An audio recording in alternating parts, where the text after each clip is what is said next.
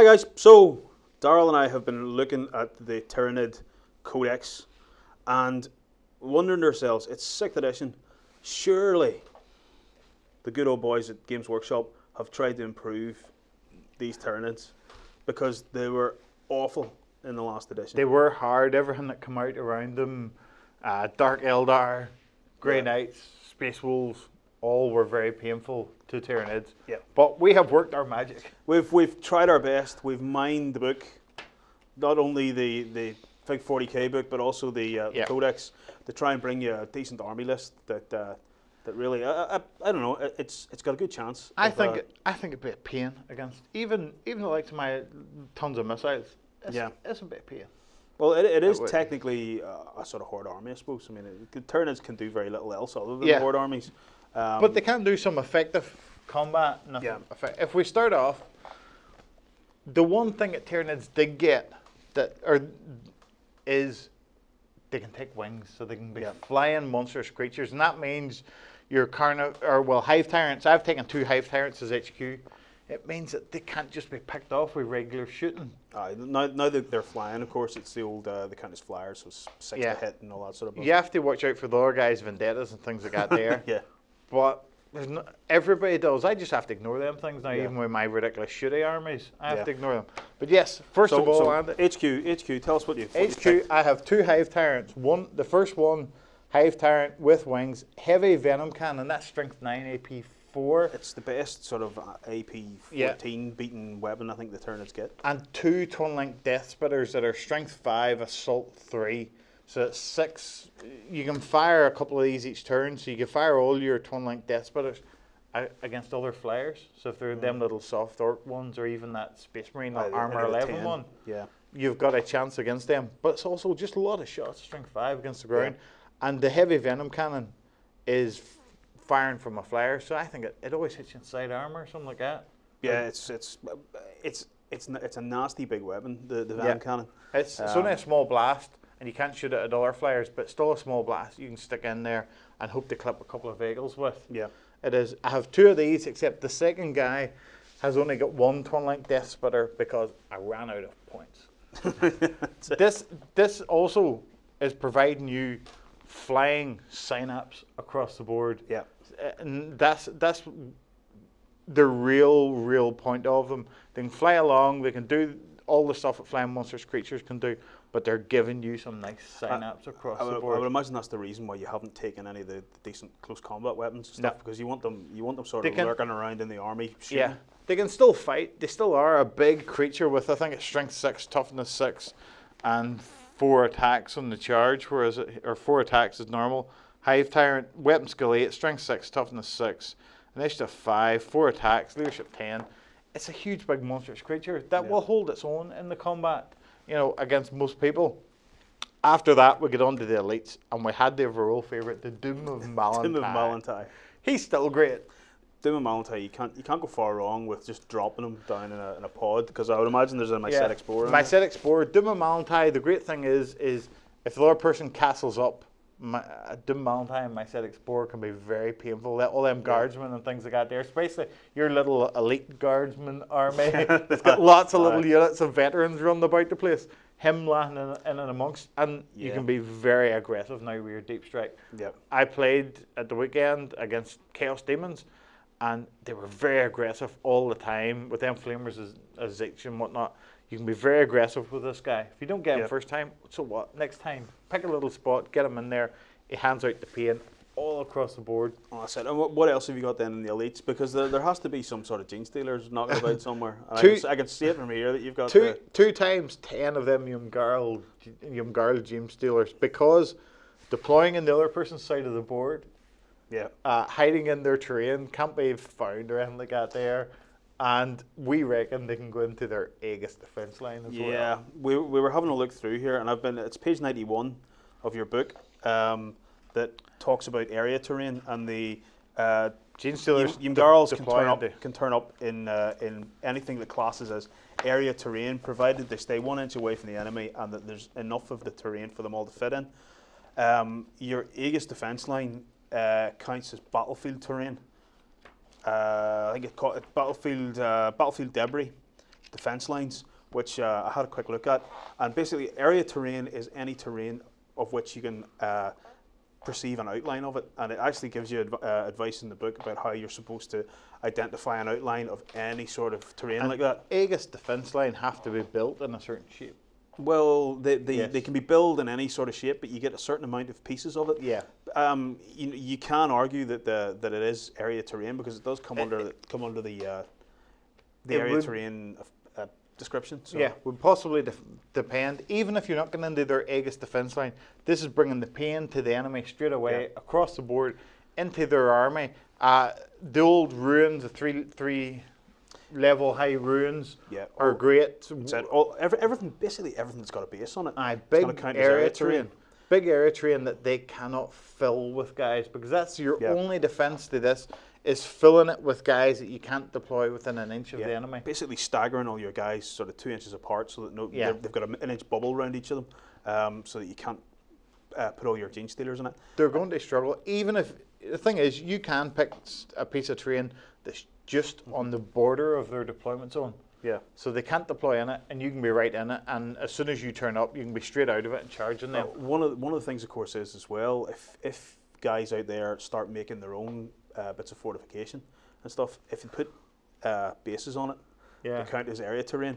You know, if you make a bastion and you put a base on it, well, that's enough area terrain for me just to put all my guys around the outside, surround it, and then it's gonna be nasty. I like these guys. I think they're better than the normal Genestealer outflanking.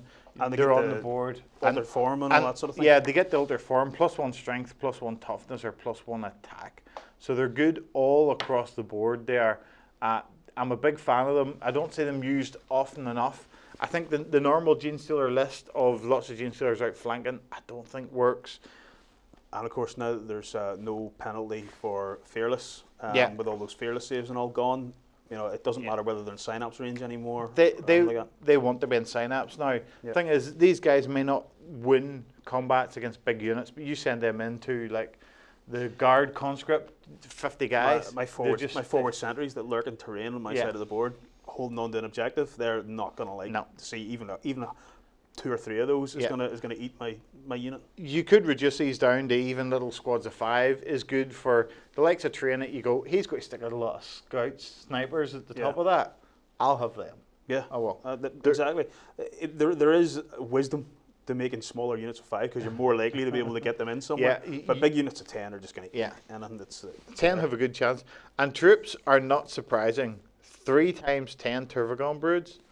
And then 3 times you mean Termagants. 3 times 10 Termagants. In order that you can get Turvagons as troops. 3 times Turvagons, yes. This is 6 units of troops. Plus probably another 6 units of troops easily across the board. Therein lies the thing. You've got to make your rule, obviously, to birth more troops. So it's 3d6, and if you get any doubles in there, they stop. But at the weekend, I played alongside a Tyranid player, and he had 80 gaunts, and he ran out of gaunts. birthed, and it was all like, 6 of 4 and a 3, a 6 of 5 and a 2. That was great. That's it. Lots. Come to the point where you start putting down 2 Ps and bases. No, ran out of gaunts, and it got to one stage where it was, please shoot us, because we want to birth some more over here. At this point, beside the guardsman who didn't like seeing this. It started off like a small attack of gaunts, only like 10 coming across the board. Time he got to the other side with the Turvagon marching across, there was like 40 gaunts on the other side. Well, again, I mean, here's the point. Of course, normally we would never go anywhere near something random, but in this case, you're spamming out troops enough random guys that you're limiting your chances of something going badly wrong. You know, you have to make 3 rolls across the board of doubles on those 3 dice to stop your these other guys coming out. Even at that, you're guaranteed to get another 3 units of troops. So straight away after turn 1, you've got 9 units. In the game that is a kill points type game, you don't have to birth. And as well, I bought some upgrades for these guys. I bought toxin sacks, so all the gaunts you birth now have poison, which is great. And I bought cataclysm psychic power, not cataclysm. Yes, catalyst psychic power, which means you give a unit within range feel no pain. which Feel is no about pain, five gaunts. up now. It means against like las cannons and things, you've got as good a save as a bog standard Terminator. Yeah. You've got all these gaunts, birth coming across the board. I know you'll say if you faced my Space Wolves, you've been in trouble with this, but I think you could give Space Wolves an issue with this. If you're in a proper board with some half decent terrain, you get some cover. I think even missile spam and jaw spam will struggle. I think your problem, the thing is, it's all about target priority. Whenever you're facing those Tervagons have to be taken out pretty swiftly. Exactly. To stop them spurting out more troops. So all your missiles, that's crack missiles. Yeah, as many all as the you way. can, into as many of those as you can. Try and take them out first turn. If Chances are they make it a cover save as well, because Yeah. if you're smart, you're going to put them behind something big. Exactly. So Even if push comes to shove and you're playing a completely open board, you line them up one behind the other. yeah, So the front guy doesn't get cover save, but the back two do. You would probably want to go first with this, get across the board as much as you can. But for me, I see the new edition of the book is holding them objectives with troops. And now that 3 guys inside a Rhino, or what was it Grey Knights used to do? 3 little 12 points of... 12 points, 3 acolytes. Or 3 nine- acolytes for 9 points or something like that. inside a Razorback are no longer any good because you can't just shoot onto that objective at the end of the Yeah. game. This is piling the board full of troops, and you're also turning your enemy in the early turns. With the Malan'tai coming down and getting in.